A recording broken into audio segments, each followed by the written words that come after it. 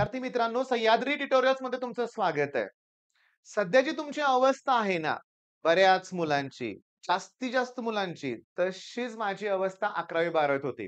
तुमचे काही कॉमेंट वाचले ना, की मला माझे जुने दिवस लगेच आठवतात. मी तुम्हाला सांगू का? असं एक कॉमेंट होतं, की "सर फक्त पास व्हायचंय, आय-एम-पी क्वेशन्स द्या." मी तुम्हाला सांगू का? मी पण हेच टार्गेट ठेवायचो. अगदी इंजिनिअरिंगला सुद्धा. म्हणजे मॅथ्समध्ये 40 मार्काला पास आहे. ओके. मग 50, 55, 60 मार्काची तयारी करायची. पासिंगचाच क्रायटेरिया असायचा ना. मग व्हायचो का मी पास? नव्हतो पास होत. मॅथ्समध्ये मी पास होत नव्हतो. मला तुम्हाला सांगायचंय, जसा मी माझ्यात बदल केला, तसा मला तुमच्यात बदल हवाय, की मला तुमचा ना क्रायटेरियाच चेंज करायचा आहे. मी माझा क्रायटेरिया बदलला. मी माझा क्रायटेरिया असा ठेवला, की मला टॉप करायचंय. नाही पासिंग हा माझा क्रायटेरियाच नाहीये. मला कॉलेजमध्ये पहिलं यायचंय. मला खूप चांगले मार्क पाडायचेत. मी कधीच कॉलेजमध्ये पहिला आलो नाही. इंजिनिअरिंगला. इव्हन 11वी-12वीत पण नाही म्हणूया आपण. 10वी पर्यंत जमत होतं म्हणूया आपण. पण 11वी-12वीत नाही जमलं, इंजिनिअरिंगला नाही जमलं. टार्गेट तर ठेवलं होतं ना. 11वी-12वीत नुकसान झालं होतं. पण इंजिनिअरिंगला जेव्हा मी हे टार्गेट सेट केलं ना, मला कधीच कमी मार्क पडले नाहीत. कुठल्याच विषयात कमी मार्क पडले नाहीत. ज्याच्यात फेल व्हायचो ना, त्यात सुद्धा जबरदस्त चांगला स्कोर यायला लागला. म्हणजे मला तुम्हाला काय सांगायचंय, की टार्गेट आता चेंज करायचंय. बरं, मग भीती का वाटते तुम्हाला एवढी? कारण अभ्यास केला नाही. ओके. बरं ठीक आहे. आता अभ्यास करायची इच्छा निर्माण झालेली आहे. पण सांगू का 90% 99% मुलांची इच्छा परीक्षेपुरतीच राहते. मी नेहमी सांगतो, जसा आता अभ्यास करताय ना, इथून पुढे पण कंटिन्यू करा. इव्हन सी बोर्डची एक्झाम झाल्यानंतर लगेच सी स्टार्ट करा. सी झाल्यानंतर इंजिनिअरिंगला पण वेळ दिला पाहिजे. ॲडव्हान्समध्ये राहिलं पाहिजे. कायम अभ्यासाला वेळ दिला पाहिजे. बरं, आता आपलं टार्गेट तर ठरलंय, की फिजिक्स, केमिस्ट्री आणि मॅथ्स ओके. हे 3 सब्जेक्ट तर तुम्हाला करायचेच आहे. त्या पुढच्या आठवड्यात बेस्ट तुम्हाला परफॉर्मन्स तुमचा द्यायचा आहे. पण एक तुम्ही गोष्ट लक्षात घेताय का, की मी तुम्हाला सांगतो, पहिली गोष्ट म्हणजे ही जी भीती आहे ना तुमच्या मनात, आता हा फिजिक्सचा पेपर आहे बरं का. ओके, हा फिजिक्सचा पेपर आहे. जरा बघूया आपण फिजिक्सचा पेपर. तर या फिजिक्सच्या पेपरमध्ये एम-सी-क्यू सोडून द्या. मला माहिती आहे, ज्याचा परफेक्ट अभ्यास आहे ना, त्यालाच एम-सी-क्यू जमतात बरं का बाळांनो. रट्टा मारणाऱ्या मुलांना जमत नाहीत. पण एम-सी-क्यूमध्ये ना काय सांगायचं, की राम नाम जपणं सबका माल का सबका पेपर अपना तुम्हाला माहितीच आहे. तसं करतात मुलं ते जाऊ दे. तसं काही नाहीये मला म्हणायचं जास्त. पण आता मेन पॉइंट काय माझा बघा. डिफाइन पोटेन्शियल ग्रेडियंट 1 मार्काचा प्रश्न आहे. State the formula. पुन्हा फॉर्म्युला लिहायचा आहे फक्त. डिफाइन एक काम करूया का रे, पहिला डिफाइनकडे जाऊया आपण. Define potential gradient. Current electricity V/L.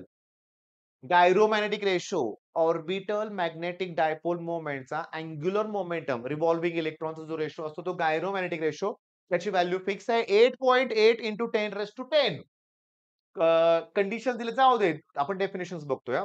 Name the logic gate having single input, single output, not gate. एकदम सिंपल आहे. पण जाऊ दे डेफिनेशन्स बघूया. कंडिशन्स फॉर स्टेडी अरे मला सोपेच प्रश्न दिसायलेत सगळे. आणि हे सगळे आय-एम-पी क्वेशन्स तुम्हाला पाहिजेत का? पाहिजेत का? मी या लेक्चरमध्येच ना सांगणार आहे, की आय-एम-पी क्वेशन्स कुठे आहेत ते सगळ्यात लक्षात. लेक्चर बघा शेवटपर्यंत.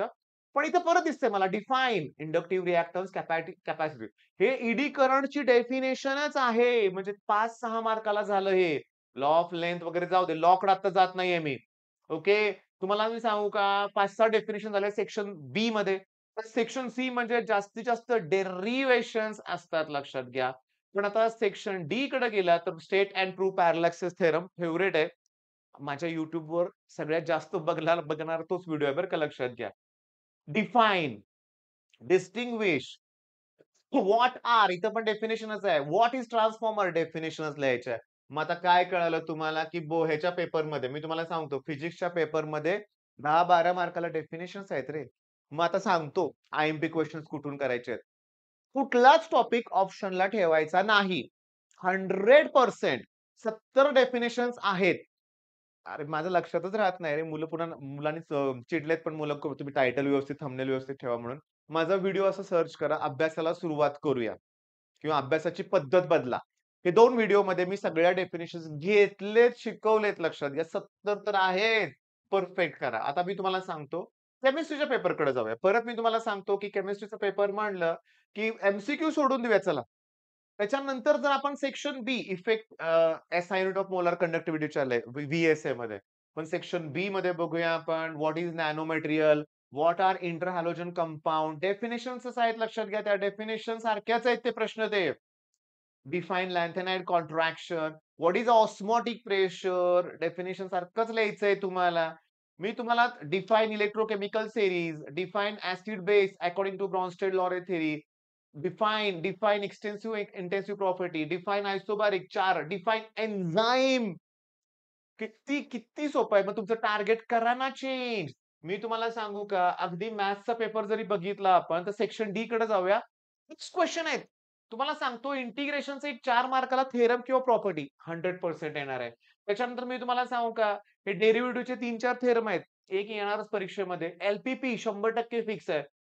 वेक्टर थेरम नाही आलं, पण व्हॉल्यूम ऑफ द पॅरालो पाईप विचारलाय. नुसतं डिटर्मिनंट काढायचं लक्षात घ्या व्यवस्थित. आता आपण 4 व्हर्टायसेस दिलेत. मग तुम्हाला एबी बार, एसी बार, एडी बार काढावं लागेल. पेअर ऑफ स्ट्रेट लाईन मध्ये 2 थेरम आहेत. हे काय आणि ते होमोजिनियस इक्वेशन सेकंड डिग्रीचं आहे. ते तर थेरॉटिकल असल्यासारखंच आहे.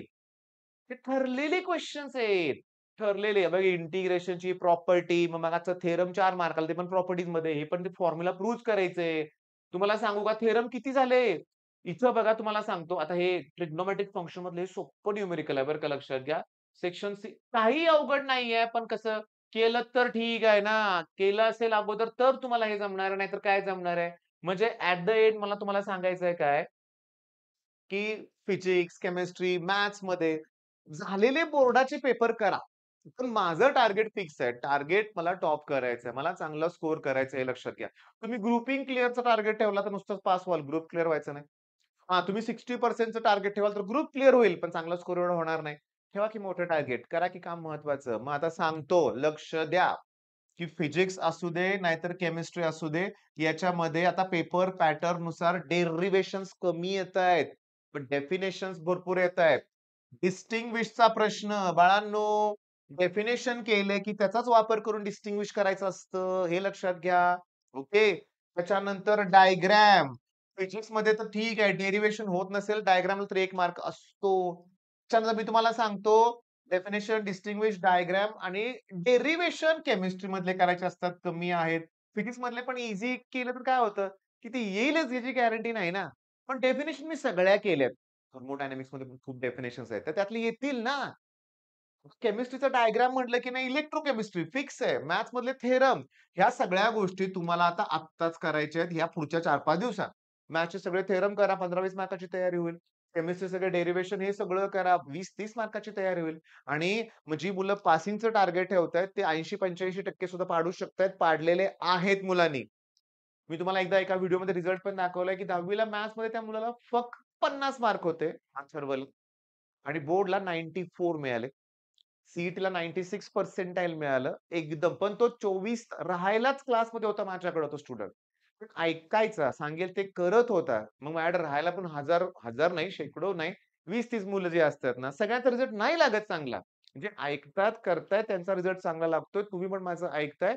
तुम्हाला टार्गेट पहिला चेंज करायचंय आणि हे 4 दिवस अगदी बघा, रात्रभर जागून करायचा नाहीये अभ्यास. प्रॉपर रेस्ट घेऊन करायचंय, धावपळ जास्त करायची नाही. ठीक आहे? All the best. करा हे सगळं.